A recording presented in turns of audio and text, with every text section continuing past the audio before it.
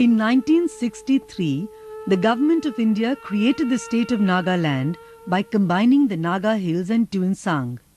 But this was only a third of the total Naga traditional lands.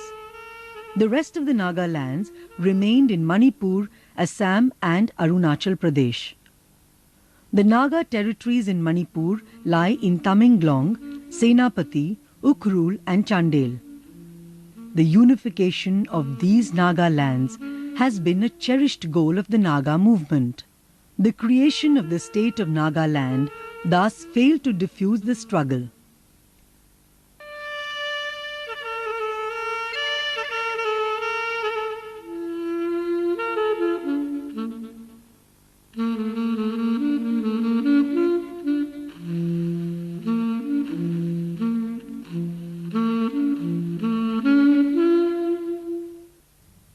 In 1975, during the time of internal emergency under Indira Gandhi, an accord was signed at Shillong with an influential section of Fizo's followers.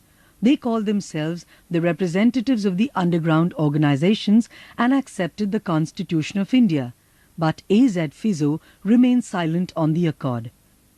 General Thinoseli, former chief of the Naga army, says, "It was made secretly. And the architect of Shillong Accord was Mr. Yane.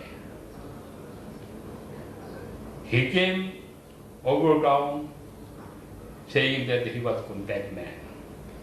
And the Indian took advantage of him, taken him to peace camp, fencing with this barbed wire, guarded by the Indian soldiers. From there he made this draft and secretly sent to Mr. Zashi Hure. When Shillong Accord was known only by Zashi and those only signatories. Other people did not know. The signatories of the Shillong Accord organized a surrender of arms by a section of the Naga underground. Several of the guerrillas who had surrendered were absorbed into the Indian military establishment. The rest were settled in peace camps guarded by the Indian army, like this one at Kohima. The accord also said that the signatories could formulate other issues which could be discussed for a final settlement. More than 25 years have passed.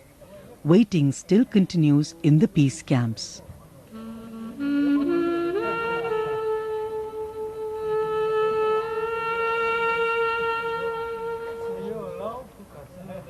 What is Shillong Accord? Shillong Accord is just what is precisely this: divide the leadership.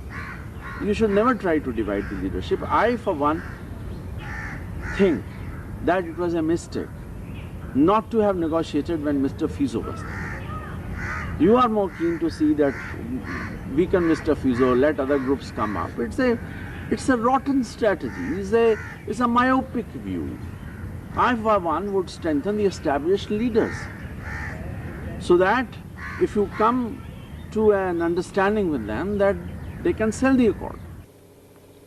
A section of the Naga National Council, which was unsatisfied with the Shillong Accord, formed the National Socialist Council of Nagaland in 1980 under the leadership of Isaac Chishiswu, Thunglang Muiwa and SS Khaplang. The armed struggle with the Indian forces continued under the NSCN, which constituted a parallel government of the People's Republic of Nagaland. In 1988, the NSCN split into two. The faction under Isaac and Muiwa became the NSCN-IM, and the group under the leadership of SS Khaplang became the NSCN-K.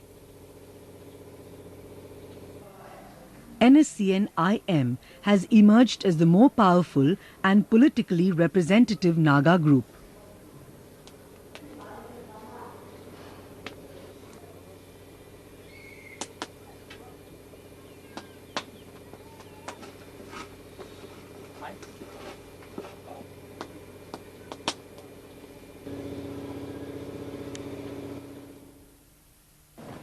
The lives of the ordinary Nagas of the past 3 generations have been spent under the overbearing gaze of the Indian armed forces. Almost every village has a group of hostile armed personnel stationed at its gate or at some strategic point. Draconian laws like the Armed Forces Special Powers Act confer the authority to kill, search and detain with total impunity. Civilian rule has been undermined by the overwhelming presence of the armed forces in these areas. This has also resulted in grave violations of the basic rights of the people.